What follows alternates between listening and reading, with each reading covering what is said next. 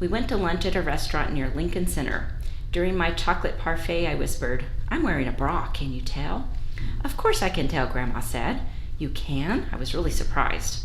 I stopped eating. "Well, how do you think it makes me look?" "Much older," Grandma said, between sips of her coffee. I didn't know whether to believe her or not, so I believed her.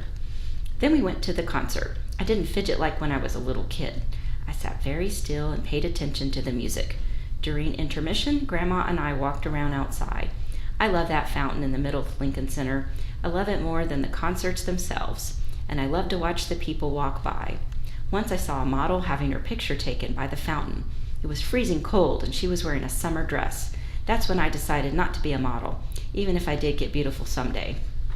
In the cab on the way back to the bus terminal, I thought about Grandma being Jewish. She was the perfect person to help me start my project. So I asked her, "Can I go to temple with you sometime?" Grandma absolutely stared at me. I never knew anyone could open her eyes so wide. "What are you saying? Are you saying you want to be Jewish?" She held her breath.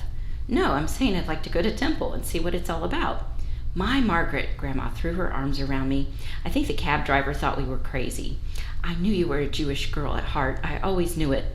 Grandma took out a lace hanky and dabbed her eyes. "I'm not, Grandma," I insisted. "You know I'm not anything." "You can say it, but I'll never believe it, never." She blew her nose.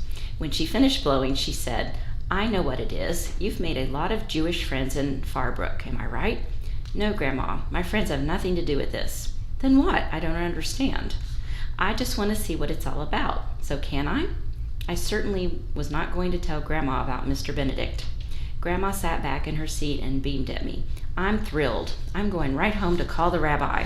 You'll come with me on Rosh Hashanah." Then she stopped smiling and asked, "Does your mother know?" I shook my head. "Your father?" I shook it again. Grandma slapped her hand against her forehead. "Be sure to tell them it's not my idea." Would I be in trouble? "Don't worry, Grandma." "That's ridiculous," my mother said when I told her. "You know how Daddy and I feel about religion." "You said I could choose when I grew up." "But you're not ready to choose yet, Margaret." "I just want to try it out," I argued. "I'm going to try church too, so don't get hysterical." "I am not hysterical. I just think it's foolish for a girl of your age to bother herself with religion." "Can I go?" I asked. "I'm not going to stop you," my mother said. "Fine, then I'll go." On Rosh Hashanah morning, while I was sitting in bed, I said, "Are you there, God? It's me, Margaret. I'm going to temple today with Grandma. It's a holiday. I guess you know that. Well, my father thinks it's a mistake, and my mother thinks the whole idea is crazy, but I'm going anyway. I'm sure this will help me decide what to be. I've never been inside a temple or a church. I'll look for you, God."